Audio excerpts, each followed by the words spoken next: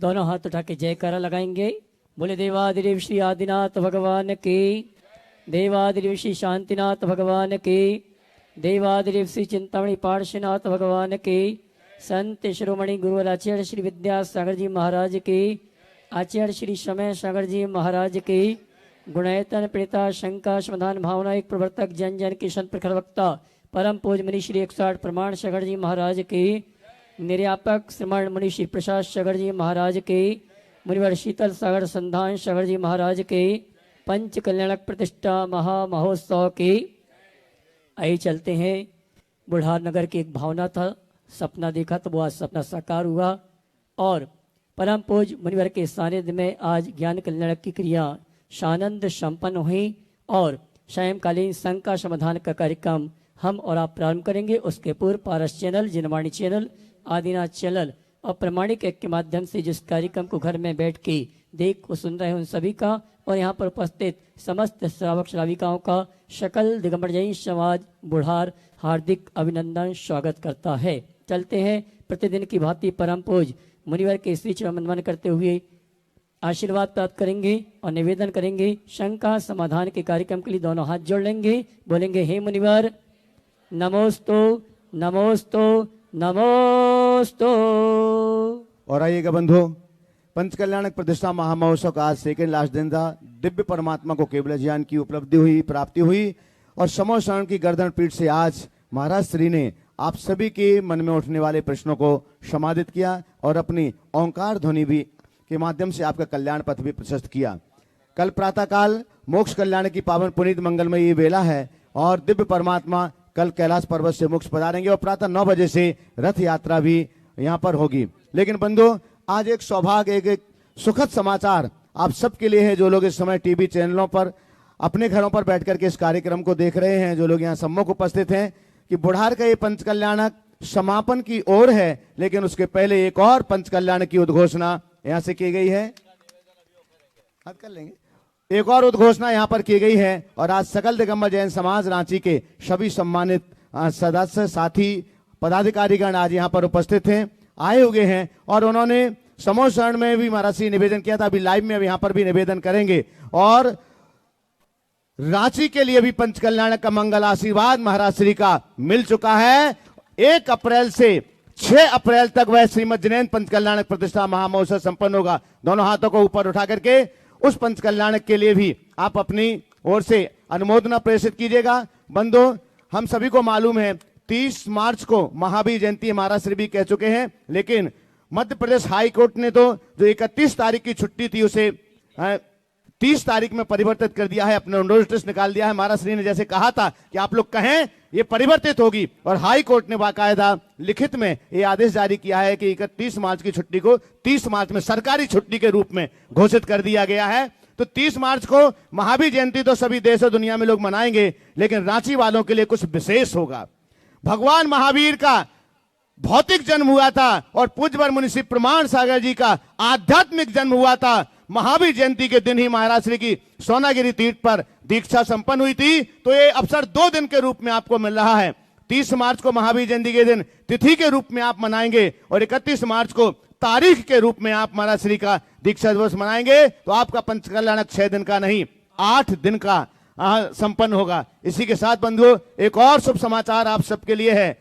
अष्टांगिक महापर्व तो चल ही रहा है, बहुत लोगों की भावना थी, लेकिन महाराज श्री का उस शाश्वत तीर्थ की भूमि से बहुत लंबा बिछोए हो गया। अब महाराज श्री शाश्वत तीर्थ भूमि सम्मेद शिखर तीर्थराज पर पहुंच रहे हैं और आषाढ़ मास के अष्टांगिक महापर्व पर 21 जुलाई से 29 जुलाई तक 9 दिवसीय, क्योंकि वह अष्टांग का 9 दिन की है, 9 दिवसीय मूल संस्कृत भाषा के सिद्धचक्र महामंडल विधान के आयोजन का सौभाग्य भी आप सब लोगों के लिए प्राप्त हो रहा है। उसके लिए भी महाराज श्री ने अपना आशीर्वाद प्रदान किया हुआ है। और एक बात पुनः आपके लिए सूचित कर दें, जो लोग अभी से अपने मंडल सुनिश्चित करना चाहते हैं, इस बार बहुत कम राशि उसके लिए रखी गई है, मात्र 2 लाख रुपए की राशि उसके लिए घोषित की गई है। आपके परिवार के 8 साथियों के साथ में, सदस्यों के साथ में आप अपना मंडल अभी से सुनिश्चित कर सकते हैं। उसके लिए समिति की ओर से आपके आवास की, आपके आहार की, आपकी द्रव्य सामग्री और वस्त्रों की संपूर्ण समुचित व्यवस्थाएं की जाएंगी। आप अभी से अपने रिजर्वेशन आदि सुनिश्चित कर सकते हैं। कुछ मंडल सुनिश्चित हुए थे, मैं चाहूंगा ये अभय भैया उन मंडलों की।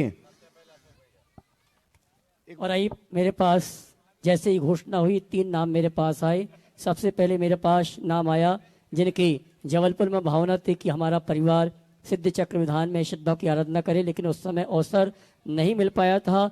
बाल ब्रह्मचारी अशोक भैया जी, उनके परिवार की श्रीमती कल्पना जी, डॉक्टर रवीन जी, पूर्वी, राहुल, राशि, रत्नेश, प्रियंक, सचिन, सम्यक, समृद्धि, दिव्यम, निर्माण, दिव्यांशी, महक, जैन, पारस, छाया परिवार, लेधौरा, इन दोनों ने एक मंडल की अपनी स्वीकृति प्रदान की है। इसी क्रम में हमारे दिनेश कुमार जी ताजपुर सागर, उन्होंने भी एक मंडल की घोषणा की है।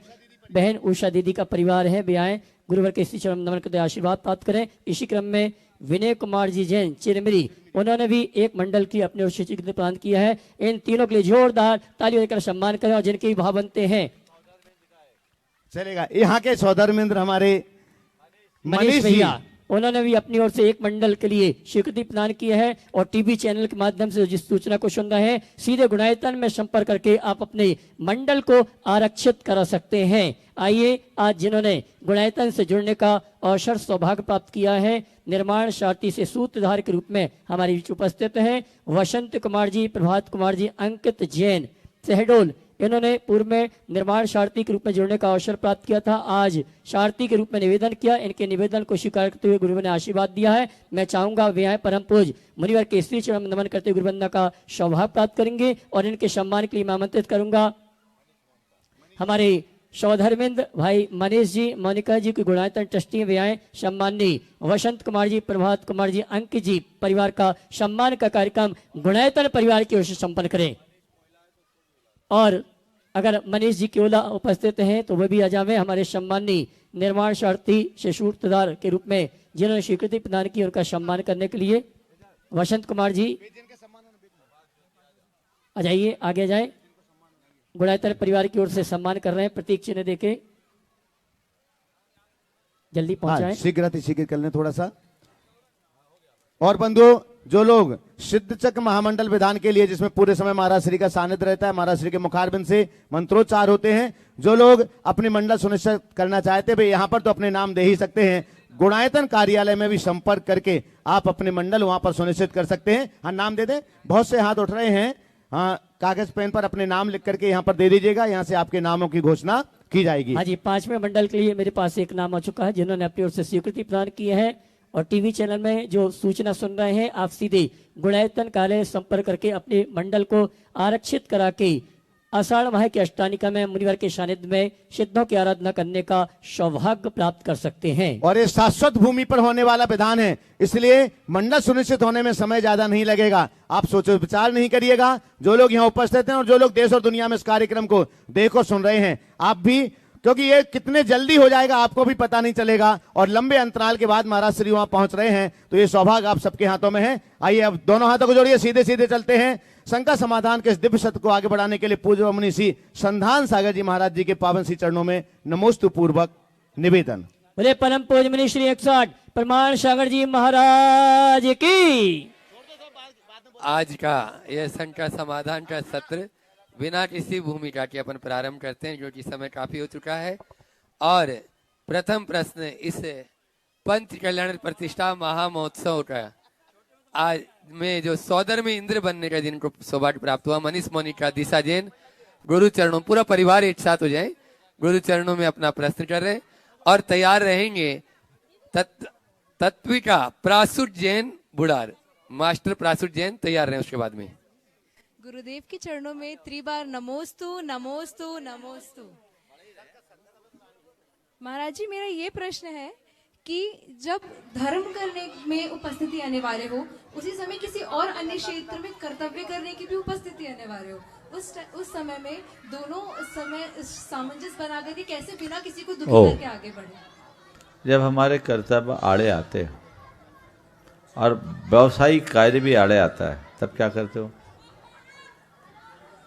कर्तव्य सामने है और व्यवसायिक कार्य भी है, तो क्या करते हो? कर्तव्य करते हैं। कई बार ऐसा होता है कि व्यवसायिक कार्य ऐसा है जिसमें अगर न करे तो बड़ा नुकसान हो, तो फिर व्यवसायिक एक समझदार आदमी ये करता है कि कोई अल्टरनेट ढूंढता है कि कर्तव्य की पूर्ति के लिए और क्या व्यवस्था बन सकती है, और अल्टरनेटिव व्यवस्था बनाकर कर्तव्य भी निभा लेता है और अपने व्यवसायिक हित को भी साध लेता है।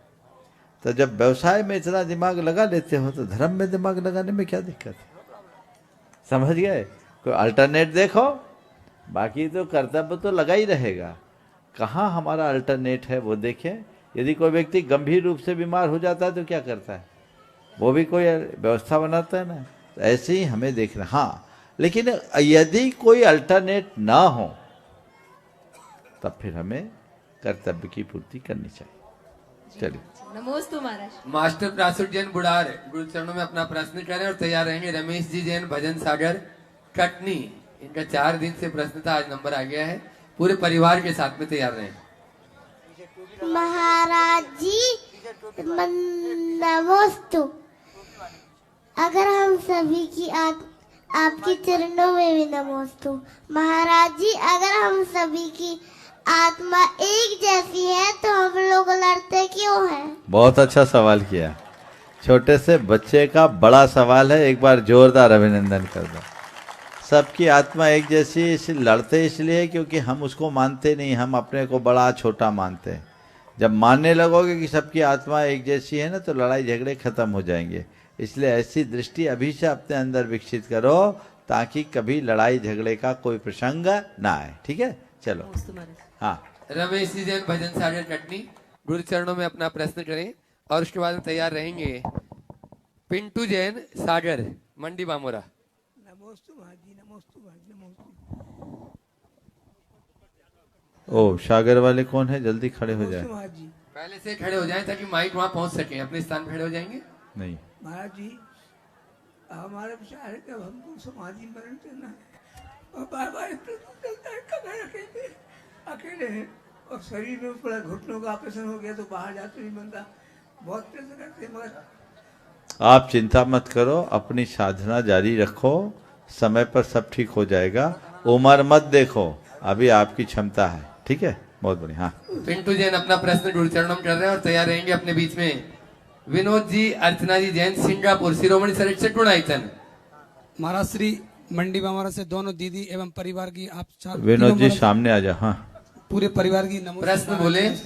महाराज जी, प्रश्न भी है और सच्चाई भी है, आप उसका निराकरण करिए। ना संघर्ष खत्म हो रहा है ना ही शिकायतें, धीरे धीरे खत्म हो रही है तो जिंदगी।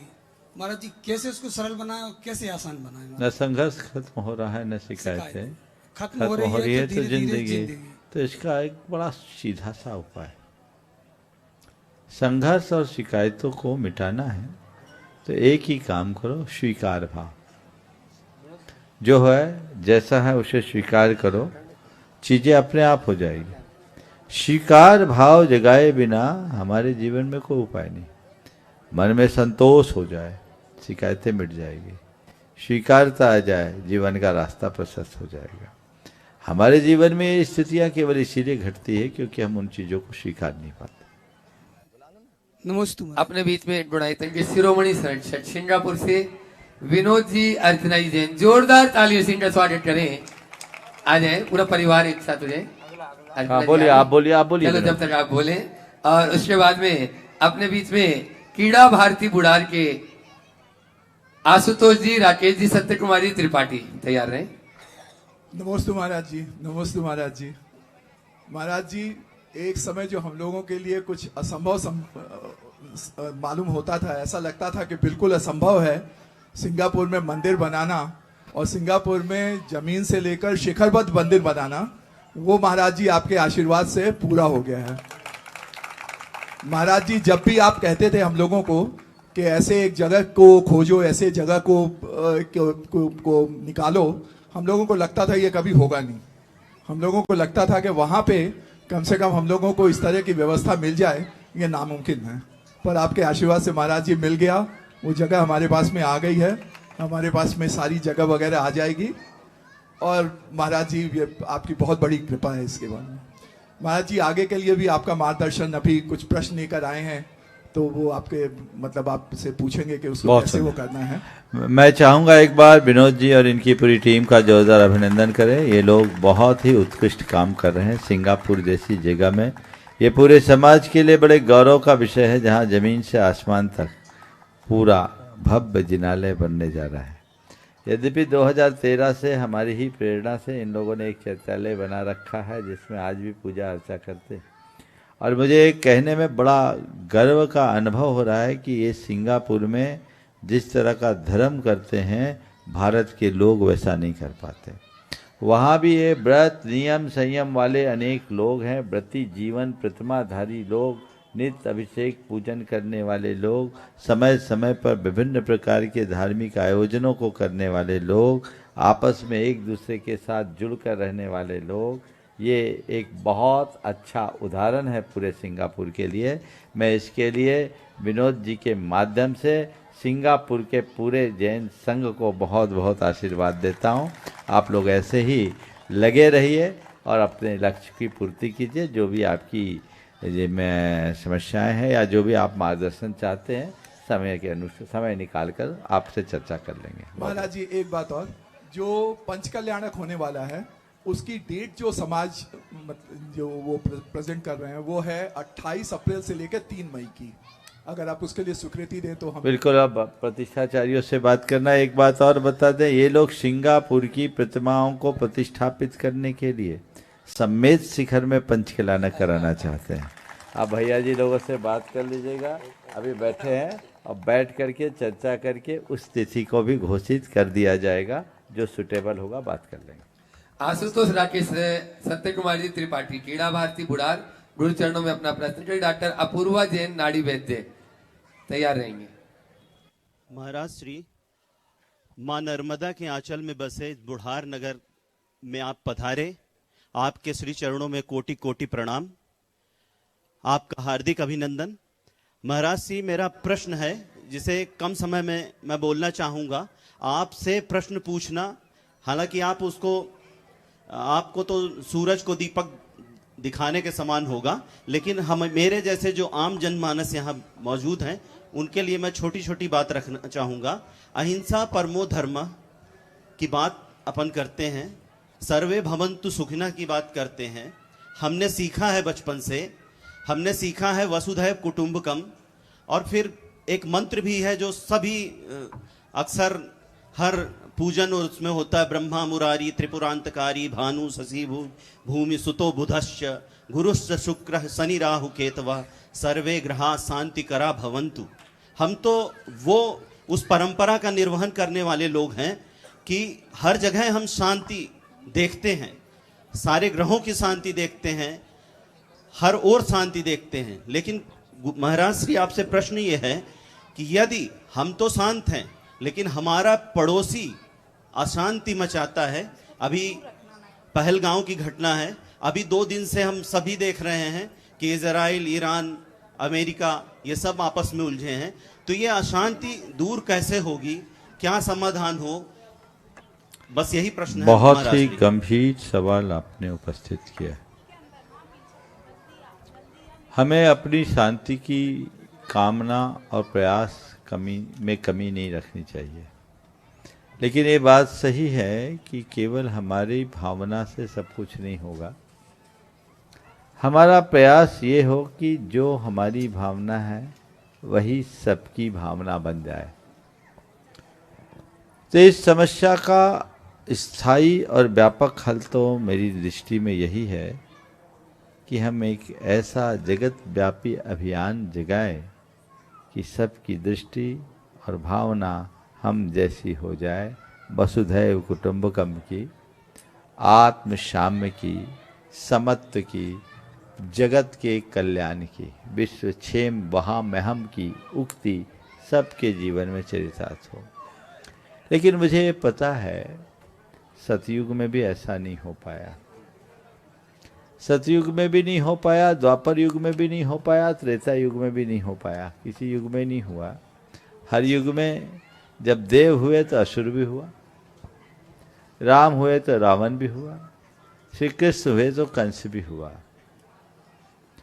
हमारी कोशिश होनी चाहिए कि हम देव भाव को बढ़ाएं, आसुरी शक्ति का अंत हो। हम राम भाव जगाएं, रावण का विनाश हो। हम कृष्ण वृत्ति को अपनाएं, कंस वृत्ति का अंत हो। इसके लिए एक भावना जगाएं, सद्भावना बढ़ाएं। और यदि ऐसा नहीं होता तो वही करे जो अतीत में किया गया है। जब आसुरी वृत्ति हावी होती है तो दैवी शक्ति को अपना प्रकोप दिखाना पड़ता है। जब रावण का आतंक बढ़ता है तो राम को धनुष बाण उठाना पड़ता है। जब कंस क्रूर बनकर उभरता है तो श्री कृष्ण को अपना सुदर्शन चक्र घुमाना पड़ता है। तो जहां ऐसी आवश्यकता हो हमें उसे अपनाने में कोई संकोच नहीं करना चाहिए। ये हमारे देश का इतिहास रहा और ये हमारी सांस्कृतिक परंपरा भी रही है। हमने आक्रमण को सदैव पाप माना है, पर रक्षा को अपना धर्म माना है। हमें अपने रक्षा में कोई कमी नहीं छोड़नी चाहिए। और हम तो बहुत व्यापकता से सोचने वाले लोग हैं। मुझे पता नहीं, न मैं अखबार पढ़ता हूँ न न्यूज़ सुनता हूँ, मुझे अपडेट नहीं। आज ही सुबह सुबह किसी ने बताया कि अमेरिका ने ईरान पर हमला किया और बदले में ईरान ने भी अमेरिका के कुछ एयरबेस उड़ाए। ईरान के राष्ट्रपति की हत्या हो गई। अब जो भी है आगे क्या हुआ मुझे नहीं मालूम, ये केवल इतनी सी बात है। लेकिन मैं इतना जानता हूं कि भारत के पास आज बहुत बड़ी शक्ति है कि वो मध्यस्थता की भूमिका बनाकर इन सब का स्थायी हल निकाल सके। चाहे यूक्रेन और रशिया की बात हो, चाहे ईरान और इजराइल की बात हो। सुना है कुछ दिन पहले भारत के प्रधानमंत्री इजराइल गए थे ना? हाँ, 3 दिन पहले तो गए थे। तो ये कुछ ऐसे वातावरण बनाने का प्रयास करना चाहिए। अस्त्र से किसी समस्या का समाधान नहीं होता, पर संवाद हर समस्या का हल दे सकता है। तो उन बातों को हम ध्यान में रखकर चले, सुनिश्चित अच्छे परिणाम आए। कोटि कोटि प्रणाम। डॉक्टर अपूर्वा जी जैन नाड़ी वैद्य अपने बीच में यहाँ पर उपस्थित, जिन्होंने अभी इस पंचकर्ण प्रतिष्ठा महामहोत्सव में सेवा भी दी। जोरदार तालियों से उनकी टीम भी साथ में ही है, एक बार तालियां बजा दें उनके लिए। और उसके बाद जबलपुर से आज अपने बीच में राष्ट्रीय दिगंबर जैन युवा महासंघ के कर्मठ कार्यकर्ता यहाँ पर सभी उपस्थित हैं। वे अपना प्रश्न गुरु चरणों में करेंगे। सभी एक साथ हो जाएं। नमोस्तु गुरुदेव। ठीक, नमोस्तु गुरुदेव। गुरुदेव मैं अपूर्वा जैन नाड़ी वैद्य। मेरा प्रश्न है, कभी कभी अस्पताल में ऐसी स्थिति आती है कि हमें क्रोध या अपमान की स्थिति में शांत रहना उचित है या फिर उसके लिए प्रतिक्रिया देना, क्योंकि इस स्थिति में जब हम मरीज का नाड़ी परीक्षण में करती हूँ तो कभी कभी उसकी अनुभूति में भी परिवर्तन आ जाता है। तो मैं कैसे अपने विचारों को संतुलित करूं और रोगी का सही उपचार और परीक्षण करूं, उसके लिए मार्गदर्शन दीजिए। देखिए, एक चिकित्सक की जो भूमिका होती है बहुत बड़ी होती है और संवेदनशील भी होती है। अगर चिकित्सक छोटी छोटी बातों से प्रभावित होगा तो मरीज का तो बंटाधार तय है। हमारे यहाँ इतना तक कहा है कि चिकित्सक को चिकित्सा करते समय मरीज यदि लात भी मार देना तो यह मान कर कि ये लात मरीज की नहीं है, उसकी बीमारी की है, वो उतनी ही रुचि से उसकी चिकित्सा करे। ये आदर्श है ना, ये हमारे शास्त्रों में लिखा हुआ भी। तो क्यों नहीं हम उस आदर्श को अपनाएं, उस मर्यादा को बना करके चले, रास्ता प्रशस्त। आज अपने बीच में जबलपुर से राष्ट्रीय दिगंबर युवा महासंघ, जिन्होंने जबलपुर में एक ऐसे इतिहास की रचना रच डाली। अभी जो थोड़े दिन का ही प्रवास रहा, लेकिन कार्यकर्ताओं ने वह करके दिखा दिया है जो गुरुवर किया, और जैन धर्म की निश्चित रूप से पताका को बहुत ऊंचे तक ले गए। जोरदार तालियों से मैं आमंत्रित कर रहा हूँ रायसेठ चंद्र कुमार जी को, मनोज जी चावल, शिरोमणि संरक्षक गुणायतन, गुड्डा जी, पूजा जी उपस्थित है यहाँ पर।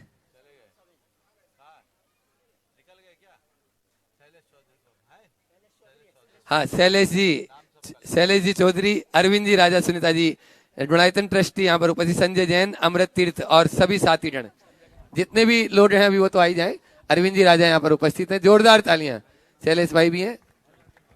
नमोस्तु महर्षि, नमोस्तु। और भी जो जबलपुर वाले जितने भी लोग हैं, हाँ, कल्लू सोदिया जी भी हैं जबलपुर, सभी एक साथ हो जाएंगे। तब तक शैलेश भाई अपना प्रश्न करें, जो भी जबलपुर से हैं वे सब साथ में हो जाए। नमोस्तु महर्षि, नमोस्तु। महाराज श्री, दान देना श्रेष्ठ माना जाता है। जब अपन दान देते हैं उसके बाद लोग उसकी अनुमोदना तो करते हैं, साथ साथ एक ताना भी देते हैं कि इनके पास तो बहुत है, ये किसी को भी दे सकते हैं या हर जगह कर सकते हैं। ऐसे लोगों के लिए महाराज जी अपन क्या करें और अपने मन में विकल्प उपलब्ध होते हैं। उनको खूब खूब धन्यवाद दो और कहो तुम्हारे मुंह में घी शक्कर जो तुमने कहा वो हो जाए।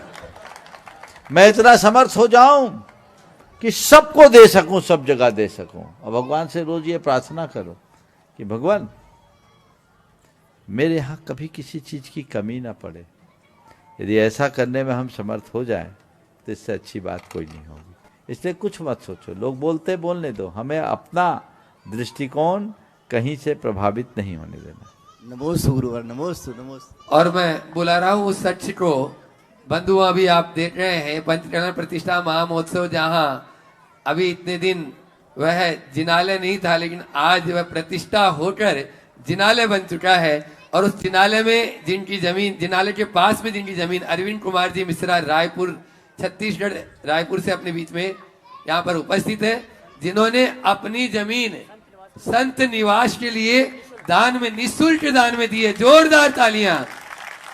ऐसे अरविंद कुमार जी मिश्रा छत्तीसगढ़ विधानसभा रायपुर में जो पदस्थ भी है, वहीं सम्मान। और मैं चाहूंगा कमेटी वहीं पर जाकर उनका सम्मान करेगी। वे अपना प्रश्न भी गुरु चरणों में रखना चाहते हैं, प्रश्न रखें वे अपना, और उसके बाद में तैयार रहेंगे गुरुजी। मेरा उसके बाद में गुरुजी, मैंने दान नहीं किया था, वो मेरा पुण्य था कि मैं उनके दान की वजह से मैं यहाँ उपस्थित हो रहा हूँ। मेरे ससुर आदरणीय मदन मोहन तिवारी जी ने की जमीन, उनकी पैतृक जमीन थी, जिसको उनके दिवंगत होने के बाद शायद आप लोगों की प्रेरणा थी और मेरा पुण्य था, शायद उसी बहाने मेरा आप लोगों का सानिध्य मिल जाता है। तो उसके लिए मैं आप लोग का भी आभार व्यक्त करता हूँ कि आप लोगों ने वैसी प्रेरणा दी।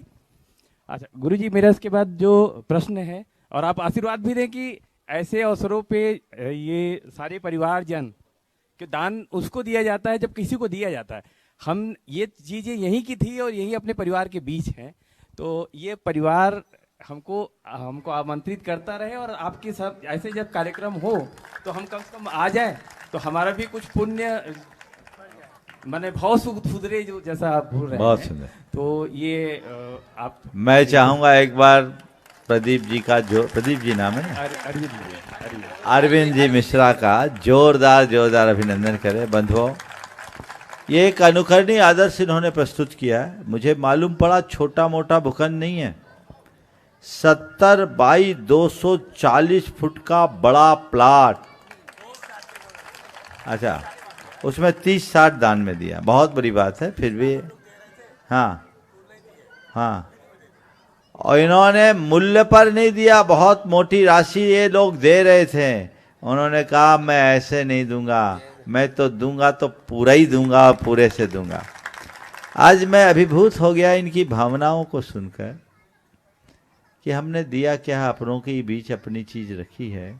आप हमें बुलाते रहें, अवसर देते रहें, मेरे लिए यही सबसे बड़ा अवसर है मेरे भाव को सुधारने का। मैं मानता हूँ आपके कोई पुराने प्रबल संस्कार उभरे हैं, कई भवों का पुण्य जगह है, जिसके परिणाम स्वरूप आज ये शुभ अवसर, ऐसा सद्भाव आपके मन में जगह है। जन्मना जैन न होने के उपरांत भी आपने जो आदर्श प्रस्तुत किया है वो बड़े बड़े जैनियों में भी दुर्लभ दिखाई पड़ते हैं। मैं आपको बहुत बहुत आशीर्वाद देता हूँ कि आपके ये संस्कार और ऐसे ही फलीभूत होते रहे, और आप इसी तरह धर्म और संस्कृति के क्षेत्र में आगे बढ़ें। जो हम अच्छे कार्य में अर्पित करते हैं केवल वही हमारा है, बाकी तो सब एक दिन छूट जाता है। बहुत बहुत आशीर्वाद, और आपके ससुर साहब को भी बहुत बहुत आशीर्वाद, जिनके दिवंगत होने के बाद आपने ये दिया। और आपने मुझसे चर्चा में भी कहा कि महाराज असली हकदार तो वो हैं, वो अगर नहीं होते तो मैं कहाँ से आता। इस तरह की कृतज्ञता की भावना बहुत उत्तम भावना। बहुत बहुत आशीर्वाद। आगे अब भैया जी। गुरु जी मेरा एक प्रश्न भी था। हाँ प्रश्न भी था। बेटे ने दिया, ठीक है। गुरु बहुत जी, बहुत प्रश्न- हाँ हाँ, बोलिए बोलिए, सवाल कीजिए। गुरु जी ये जो धन दौलत संपदा यश, ये आपके भाव के मार्ग में सबसे बड़ा बाधक है। तो ये जिसको मिल रहा है वो उसके पुण्य के कारण मिल रहा है या उसके पाप के कारण मिल रहा है? बहुत अच्छा सवाल। देखो, धन दौलत वैभव संपदा यश संसार में अटकाने वाले, उलझ जाए तो भटकाने वाले भी, इसलिए इन्हें उपादेय तो नहीं माना जाता। लेकिन लोक जीवन में सुविधा प्रदान करते हैं, और ये सब हर किसी को उपलब्ध नहीं होता। उपलब्ध तो पुण्य से होता है, लेकिन इनका भोग पाप में फंसाता है। धन की प्राप्ति हर किसी को नहीं होती। जिनका पुण्य का योग होता है, पुण्य के योग में वो व्यक्ति वैसा काम करता है। हालांकि धनोपार्जन के लिए आज प्रातःकाल भी मैंने कहा था कि पाप करना पड़ता है। आप नौकरी पेशा व्यापार धंधा जो कुछ भी करेंगे उसमें किसी न किसी रूप में सूक्ष्म पाप तो होगा। बिना पाप वृत्ति के धन नहीं आता। पुण्य के योग में जब आप पाप करते हो तो पैसा कमाते हो, तो उसमें बैकिंग पुण्य की है, परंपरा से कारण बना। लेकिन यदि धन का भोग करोगे तो और पाप होगा। पाप करके धन कमाया और कमाए हुए धन को और पाप में लगाया तो दोहरा पाप बढ़ेगा। लेकिन अर्जित धन को यदि आप परमार्थ में लगाओगे तो पुण्य के योग में लग जाएगा, और वह पुण्य हमारे भाव को सुधारेगा। तो धन संपदा का भोग संसार बढ़ाता है, और इनका त्याग और दान हमारा भाव सुधारता है। तो भाववर्धक निमित्तों से बचकर भाव सुधारने वाले रास्ते पे लगने के लिए हमें उत्साहित होना चाहिए। आगे अबे और आइए मैं आमंत्रित करूंगा महाकौशल जबलपुर से भाई सन्मत जी कैटर्स, जिन्होंने इस पंचकणक में अति उत्तम भोजन व्यवस्था उपलब्ध कराई। सम्मान से आमंत्रित करूंगा। वे परम पूज्य मुनिवर के श्री चरण नमन करते हुए आशीर्वाद प्राप्त करेंगे। अपना प्रश्न भी रखेंगे और महोत्सव कमेटी के पदाधिकारी सम्मान का कार्यक्रम भी संपन्न करेंगे। अभी सिद्ध चक्र विधान की चर्चा चल रही थी। गुणायतन से मेरे पास एक नाम आया है, अनिल जी त्रिशला जी बरेली। उन्होंने एक मंडल के लिए अपनी ओर से स्वीकृति प्रदान की है। बहुत बहुत धन्यवाद। और जिनके ही भाव बनते हैं कि अष्टानी का महापर्व में परम पूज्य मुनिवर के सानिध्य में शिखर जी में सिद्धों की आराधना करने का सौभाग्य प्राप्त करना चाहते हैं। सिद्ध गुणायतन परिवार से जुड़ती एक मंडल के लिए मेरे पास और नाम आया है, जिन्होंने अपनी ओर से घोषणा की है। देवेंद्र कुमार जी, स्नेहलता जी, दिव्यांग जी, दिव्यांका कोरवा, इन्होंने एक मंडल के लिए अपनी स्वीकृति प्रदान की। बहुत बहुत धन्यवाद। हाँ, सन्मत भाई अपना प्रश्न गुरु चरणों में कर रहे हैं, और उसके बाद में रांची समाज से आज अपने बीच में वहाँ की पूरी कमेटी, पूरी समाज प्रतिनिधि मंडल यहाँ पर उपस्थित है। सब तैयार रहेंगे। हे गुरुवर, मेरे प्रिय भगवान, हमारा एक छोटा सा प्रश्न है भगवान, जो मैं कई दिनों से सोच कर रखा हूँ कि आप मुझे इतने अच्छे क्यों लगते हो। भैया ये तो आप जानोगे। अब आप समझो, मैं तो नहीं कहता हूं कि मैं अच्छा लगता हूं। ये प्रॉब्लम आपकी मेरी नहीं है ना। लेकिन एक बात मैं जानता हूं, हमारे आंखों में जो होता है सामने हमें वही दिखता है। जिसके प्रति हम अच्छाई भर लेते हैं वो हमें अच्छा ही दिखता है। तो मैं तुम्हें यही परामर्श देना चाहूंगा, अगर तुम्हें अच्छा दिखने के बाद अच्छा लगता है तो हमेशा अपने आँख को ऐसे ही बनाए रखो, ताकि हर बार हर पल अपनी अच्छी अनुभूति बना सको। चलिए एक बार एक मिनट सनमत। एक बार इस भाई का जोरदार जोरदार अभिनंदन करें। इन्होंने यहाँ की जो व्यवस्था, पूरी भोजन व्यवस्था बता रहे हैं, सराहना भी बहुत हो रही। खाया तो आप ही लोगों ने, मुझे तो पता नहीं, सही है कि नहीं? थोड़ा बजा तो दो, जिसका खाया उसको बजाओ। और एकदम नॉन प्रोफेशनल तरीके से जो इन्होंने काम किया है, मुझे बताया कि इसकी एक ही इच्छा थी कि महाराज के सानिध्य का एक कार्यक्रम करना है, चाहे गांठ से लग जाए। ऐसे भाव बहुत कम होते हैं, बहुत बहुत नॉमिनल। इन्होंने, मुझे तो नहीं लगता कि लगत भी निकल पाई होगी, लेकिन चलो ऐसी आपका आशीर्वाद है महाराज, बहुत बहुत आशीर्वाद। जो मैं कुबेर बनाया ना, उससे मैं कुबेर ही बन के चलता रहा। बहुत बढ़िया। और अभी जबलपुर के मुख्य मंडल के पुण्यार्जक भी रहे हैं। बहुत वहाँ के जो 122 मंडली विधान था, उसमें एक प्रमुख मंडल इनका था। एक बार इनका सभी लोग जोरदार जोरदार करतल ध्वनि से अभिनंदन। नमोस्तु गुरुवर। आज अपने बीच में रांची से प्रदीप कुमार जी बाटलीवाल, अध्यक्ष रांची समाज, श्री पूरणमल जी सेठी रांची, श्री टीकम चंद जी छाबड़ा, श्री पदम चंद जी गोदा, श्री कैलाश चंद जी बढ़िया, श्री कैलाश चंद जी पांड्या रांची। एक बार जोरदार पूरी टीम का स्वागत करते हैं। जैसा अभी आपने सुन भी लिया, अभी पहले उनके मुझ से सुने। प्रदीप जी अपनी बात खुद कर रहे हैं अपने शब्दों में, और उसके बाद में तैयार रहेंगे सेजल जैन अपने साथियों के साथ में। परम पूज्य मुनि श्री के चरणों में कोटि सा नमन, कोटि सा वंदन। महाराज श्री, आज रांची जैन समाज के लिए अत्यंत ही गौरव हर्ष का विषय है कि आज आपके मुखारविंद से रांची पंच कल्याणक की तिथि घोषित हुई है। 1 तारीख से लेकर 1 अप्रैल से लेकर के 6 अप्रैल के बीच में रांची में पंच कल्याणक होगा। लेकिन हमारा सौभाग्य है कि 30 मार्च को महावीर जयंती है और उसी दिन आपका दीक्षा दिवस भी है। तो हमें पंच कल्याणक के साथ साथ आपके सानिध्य में महावीर जयंती और आपकी दीक्षा जयंती मनाने का भी अवसर प्राप्त होगा। निश्चित रूप से हम बहुत ही सौभाग्यशाली हैं। महाराज श्री, मेरे पास शब्द नहीं है कि इसके लिए मैं किन शब्दों में आपके प्रति आभार प्रकट करूं। हमारा प्रयास था कि ये पंच कल्याणक आपके आशीर्वाद से ही संभव हुआ है और आपके सानिध्य में हो। आपने इसकी जो स्वीकृति प्रदान की है, उसके लिए मैं कोटि से पुनः आपको नमन करता हूं। रांची जैन समाज झारखंड की राजधानी तो है ही, सिद्ध क्षेत्र समेत शिखर जी का प्रवेश द्वार भी कहा जाता है। रांची में पहला पंच कल्याणक, सबसे पहले रांची में पंच कल्याणक 2005 में हुआ था। हालांकि हमारा मंदिर 106 वर्ष पुराना है, लेकिन पंच कल्याणक का अवसर 2005 में पहली बार आया था, वो भी गुरुवर प्रमाण सागर जी के सानिध्य में हुआ था।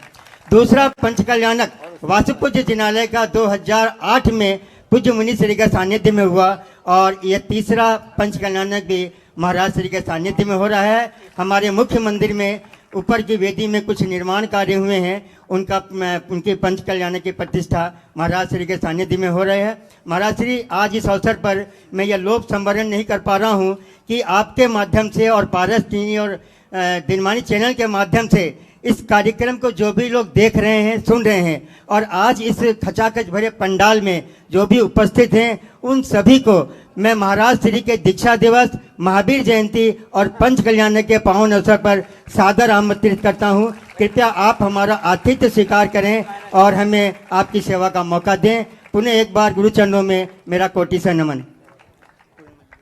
हाँ, नमस्ते महाराज। सम्मान भी साथ साथ कर दिया। पूरन जी बोलिए। हाँ महाराज जी, मैं थोड़ा रांची के संबंध बोलना चाहता हूँ संक्षेप में। हाँ बोल दीजिए। महाराज जी के सानिध्य में 2008 में भगवान महावीर हॉस्पिटल का रांची में शिलान्यास हुआ था, और आज वो झारखंड का सबसे बड़ा हॉस्पिटल है। झारखंड का सबसे बड़ा हॉस्पिटल है। दूसरा, वहीं पे हम लोगों ने एक भगवान महावीर आई हॉस्पिटल खोला है, जिसमें कोई भी केस काउंटर नहीं है, मतलब वो सबके लिए फ्री है। ओपीडी, ऑपरेशन वगैरह सब फ्री है। वो भी महाराज के आशीर्वाद से संपन्न हो रहा है। और उसी में हम लोगों ने एक तो जो हॉस्पिटल खोला है, उसके अटेंडेंट के लिए रूम बनाए हैं 85 बेड। वो बहुत कम रेट में उन लोगों को देते हैं, जो रोगी के साथ में आते हैं उनको रहने के लिए वो हम लोग देते हैं। एक अभी हम लोगों ने एक डायलिसिस सेंटर का काम चल रहा है महाराज श्री, जो उम्मीद है कि महाराज श्री जब पंचकल्याण के लिए जाएंगे उस टाइम में हम लोग उसको उद्घाटन कर सकेंगे। 70 बेड का डायलिसिस सेंटर करने का हम लोगों का योजना है। 200 पेशेंट डेली डायलिसिस करेंगे बहुत कम रेट में।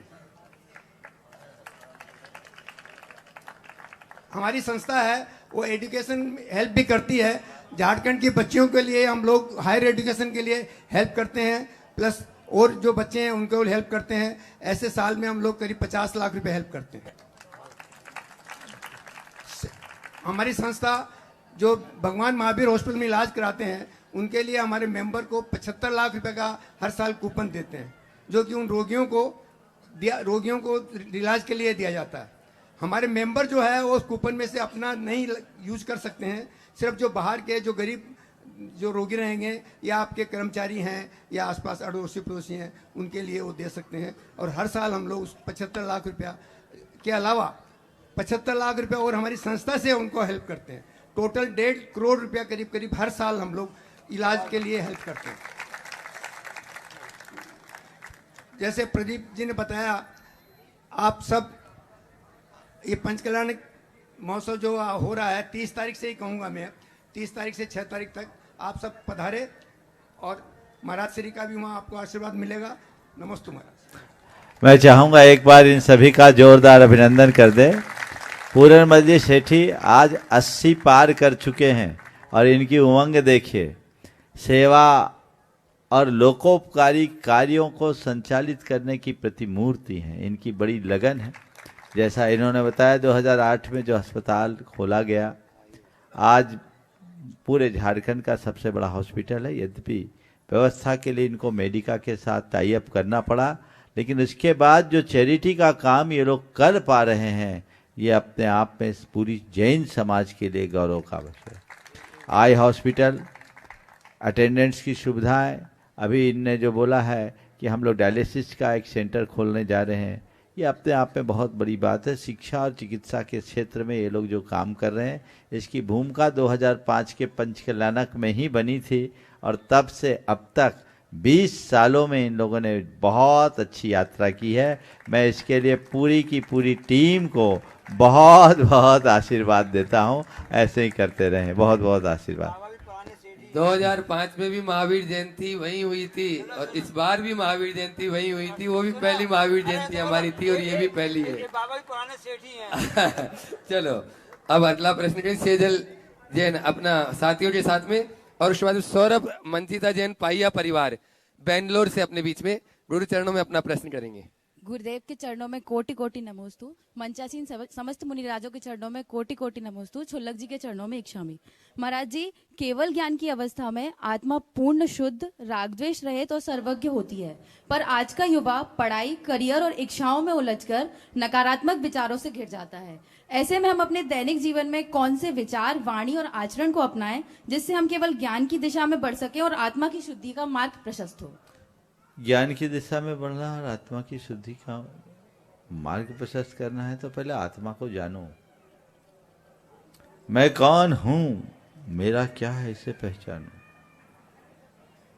आज पूरी दुनिया एक आभासी जीवन जी रही है। आभासी दुनिया ही हमने बना लिया है जो वर्चुअल है। एक्चुअल को तो पहचानो। ये भ्रमजाल है, उससे मुक्त हो। सत्य को पहचानो। जब तक हमारा मोह भ्रम विनष्ट नहीं होता तब तक जीवन का पथ प्रशस्त नहीं होता। युवाओं को जीवन की सच्चाई जानना चाहिए। मैं हमेशा कहता हूं यूथ ट्रूथ से जुड़े। यूथ के लिए ट्रूथ से जुड़ना है। जीवन की सच्चाई क्या, असलियत क्या, इसे पहचान ले। यदि हम वो पहचान लेंगे तो हमारे जीवन का कायाकल्प होगा, आध्यात्मिक दिशा बदलेगी। आप आज युवाओं की बात करते हैं, हम सब ने भरे जवानी में ही तो ये मार्ग पकड़ा। आज भी हमारे संग में युवा ब्रह्मचारी लोग हैं। तो ये क्या है, युवा को अगर सही दिशा मिल जाए तो युवा बहुत बड़ी क्रांति खड़ी कर सकता है। और आज पूरे विश्व में ऐसी ही एक आध्यात्मिक क्रांति की आवश्यकता है। शैलेश जी चौधरी, पहले पाइया परिवार अपना प्रश्न गुरु चरणों में कर रहे हैं। सौरभ मंचिता जी पाइया बेंगलोर से, और फिर उसके बाद में शैलेश भाई। मुनिश्री के चरणों में नमोस्तु नमोस्तु नमोस्तु। ज्ञानोदय समाज की तरफ से भी नमोस्तु नमोस्तु नमोस्तु महाराज जी। अहंकार की आरी और कपट की कुल्हाड़ी संबंधों को काट डालती है।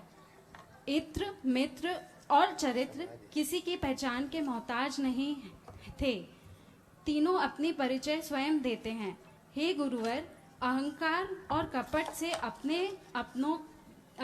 आप को कैसे दूर रखें? इत्र मित्र और चरित्र इनको अपने आप में कैसे समाहित करें? अहंकार और कपट से अपने आप को कैसे दूर रखे और इत्र मित्र और चरित्र तीनों को अपने आप में कैसे समाहित करे? 2 सवाल है आपका, मैं इसका एक ही उत्तर देता हूँ। अपने आप को पहचानो। अहंकार की जड़ अज्ञान, कपट का मूल अज्ञान है। अज्ञान जब तक हावी रहेगा हमारा जीवन दोहरा बना रहेगा। जीवन का दोहरापन हमारे जीवन की पवित्रता को नष्ट कर देता है। तो फिर न कोई मित्र टिक पाता है, न चरित्र अच्छा हो पाता है। अपने चरित्र को अच्छा करने के लिए सोच को अच्छी बनानी है। सोच को अच्छा बनाने के लिए वस्तु का स्वरूप जानना है। हम किस पर अहंकार करते हैं? अपने नाम पर, अपने रूप पर, अपनी संपत्ति पर, अपनी पहचान पर। इनका अस्तित्व ही क्या है? ये तो मेरे मन का भ्रम है, जिसे मैंने अपना मान रखा है। ये मेरा है कहां? जो मैं असल में हूं उसे मैं पहचान लूं तो मुझे लगेगा जो मैं हूं वही तो सब है। जो मुझ में है वही तो सब में है। मुझ में और औरों में कोई अंतर ही नहीं, तो अहंकार किसका? सब समान है। फिर कपट, कपट अपने लिए कुछ उपलब्धि के लिए, अपनी श्रेष्ठता को बढ़ाने के लिए स्वार्थ से प्रेरित होकर मनुष्य कपट रखता है। लेकिन भाई, मेरा ना कुछ घटना है, न बढ़ना है, न मैं किसी का कुछ छीन सकता हूँ और न मैं किसी को कुछ दे सकता हूँ। जिस दिन इस सत्य की प्रतीति होने लगेगी तो फिर कपट की वृत्ति आएगी कहाँ? ऐसा ज्ञानी जो निष्कलुष जीवन जिएगा उसका चरित्र अपने आप उज्जवल होगा, और जिसका चरित्र उज्जवल होगा सारा संसार उसका मित्र बन जाएगा। फिर उसे कुछ कहने की जरूरत नहीं है। इसलिए इत्र की बात तो मैं कहूँगा उसकी चरित्र की ही इत्र बनकर उसकी सुगंधी सारे जगत में फैला देगा। शैलेश जी चौधरी जबलपुर। नमोस्तु गुरुवर, नमोस्तु। तैयार हैं विक्रम जी जैन अंबिकापुर गुड़ाईतन ट्रस्टी। महाराज श्री, आज हमारे जबलपुर के गौरव राष्ट्रीय प्रवक्ता अमित पड़रिया जी के पिताश्री, जो कि वरिष्ठ समाज सेवी कोमल चंद जी पड़रिया वालों का आज आकस्मिक देहांत हो गया है। तो महाराज जी, एक उनके परिवार के लिए एक संवेदना। देखिए, आज मुझे जानकारी मिली, कोमल चंद जी पड़रिया, सुमित पड़रिया, अमित पड़रिया के पिताजी, जबलपुर का एक बहुत जाना पहचाना नाम, विशुद्ध धर्मात्मा, समाज सेवा में अग्रणी भूमिका रखने वाले, देव गुरु शास्त्र की सेवा में सदैव तत्पर और परम पूज्य गुरुदेव के विशेष कृपा पात्र परिवार। ऐसे व्यक्ति का अपने बीच से अचानक चले जाना सभी को खटकता है। आज मैं जब सुना तो एक पल के लिए मैं भी स्तब्ध सा रह गया कि अचानक ये क्या हो गया। लेकिन किसी के आने जाने का कोई रोक तो सकता नहीं। इस घड़ी को तो मैं पूरे परिवार को यही कहूँगा, इसे स्वीकार करने के अलावा और कोई रास्ता नहीं है। हम लोग तो संस्कार में पले बढ़े लोग हैं, जहाँ हमें बचपन से पाठ पढ़ाया गया है, राजा राणा छत्रपति हाथिन के असवार, मरना सबको एक दिन अपनी अपनी बार। उनकी बारी पूरी हो गई, वह हमारे बीच से चले गए। स्वाभाविक इसका दुख है, पर मैं ये कहूँगा उनके जाने का दुख मत बनाओ। इस बात का सुकून रखो कि वो गए तो अच्छा करके गए, अच्छा बन के गए। हम भी एक प्रेरणा ले कि हम अपने जीवन में कुछ अच्छा करें और अच्छा बन कर जाएं, ताकि अपने नरभाव की सार्थकता को घटित कर पाए। मैं सुमित, अमित सहित पूरे परिवार को, उनकी माँ को यही कहना चाहूँगा कि वस्तु स्वरूप का विचार कर मन को स्थिर बनाए, विपत्ति में धैर्य ही सबसे बड़ा आलंबन है। शोक करने की जगह इसे वैराग्य का निमित्त बनाए। पूरे परिवार को बहुत बहुत आशीर्वाद। नमोस्तु विक्रम महाराज श्री, एक छोटा सा प्रश्न था। बिना नमस्तु के अपना प्रश्न करें ताकि औरों का भी नाम आ जाए। ब्रह्मचारी सीमी दीदी, सुबी दीदी, ब्रह्मचारिणी शिवनी जी अपने बीच में गुरु चरणों में अपना प्रश्न करेंगे। नमोस्तु महाराज श्री। महाराज श्री, हर कोई आपसे सवाल पूछता है कि गुरुदेव आप कैसे जुड़े आचार्य श्री से, आचार्य भगवान से, तो आपका एक बहुत ही अच्छा जवाब रहता है कि सर्वश्रेष्ठ रूप गुरु मनुष्य का अगर मैंने देखा धरती पे तो वो आचार्य भगवान थे और मैं खींचा चला गया। तो बस गुरुदेव पुनः मैं बोलना चाहता हूं कि मैं इस बात से नहीं चूकना चाहता हूं कि मैंने भी सर्वश्रेष्ठ रूप जो भगवान का देखा वो बस आप ही थे और मैं खींचा चला गया। गुरुदेव 2 साल हो गया है आपके चरणों में और मैं ऐसा लगता है स्वर्ग में रह रहा हूं। और दूसरी चीज, ना अब सुख आता है ना दुख आता है मेरे को, क्योंकि मैं बस देखता हूं, दुख को जाते हुए देखता हूं, सुख को जाते हुए देखता हूं।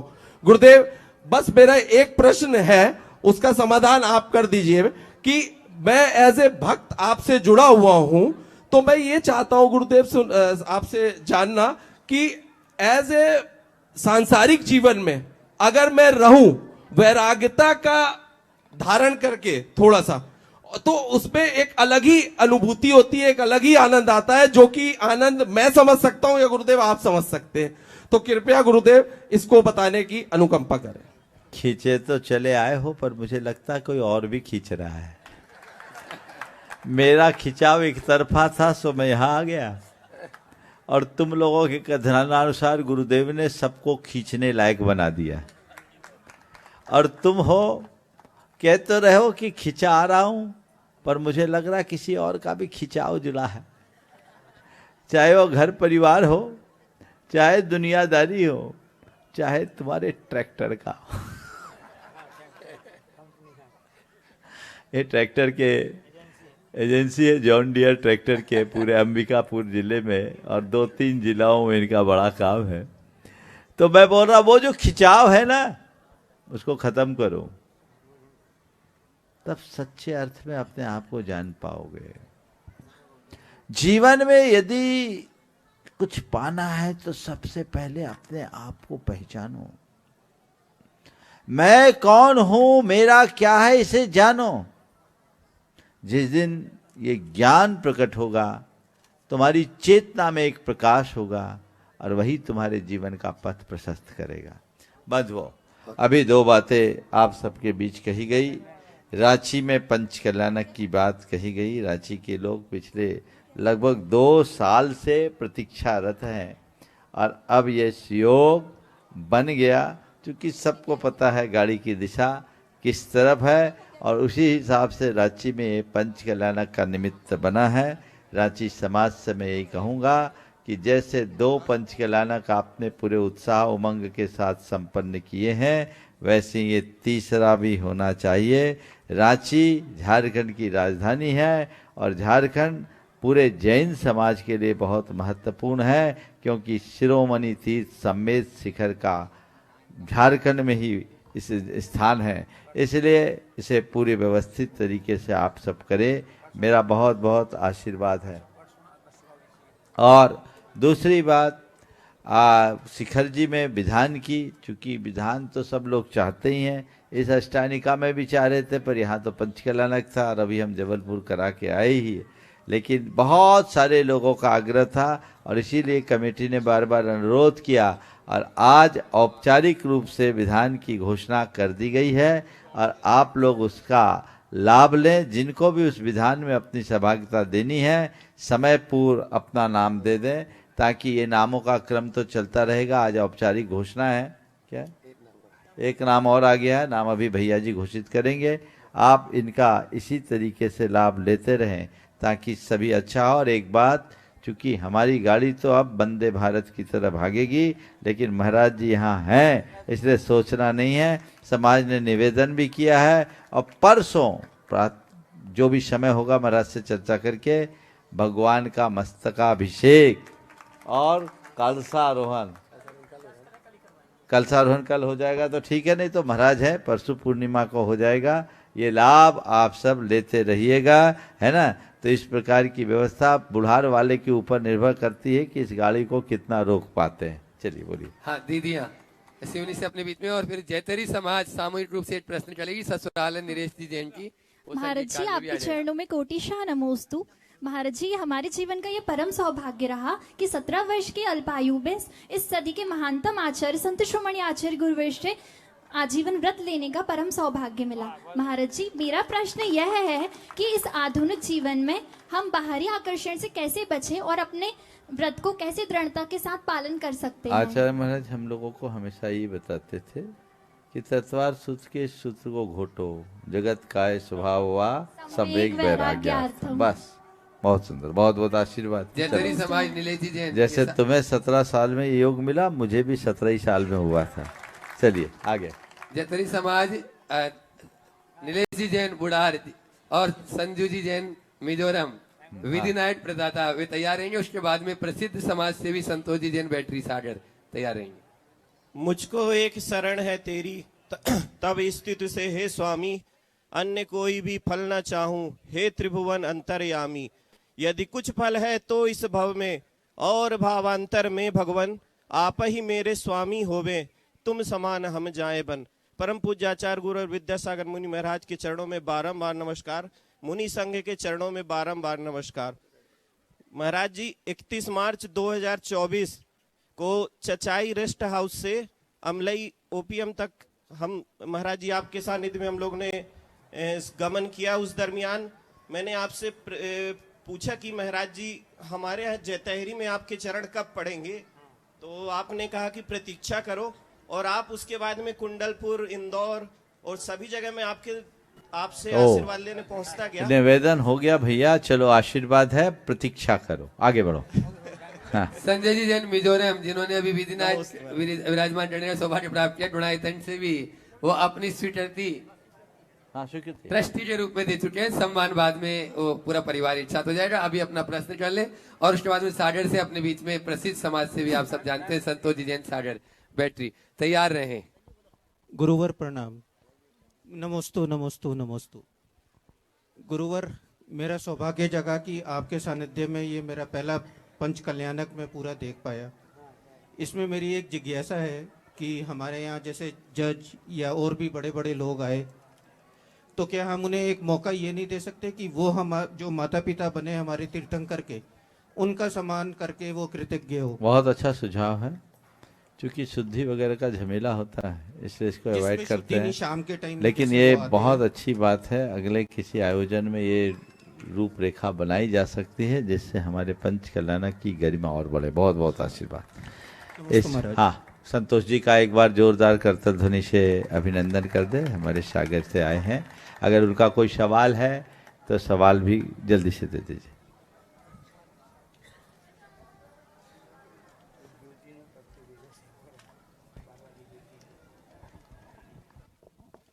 मैं आपके आशीर्वाद की ही प्रतीक्षा में हूँ, जिससे मैं अपने जो मुझे कार्य सौंपे गए हैं उसको मैं पूर्ण कर सकूं।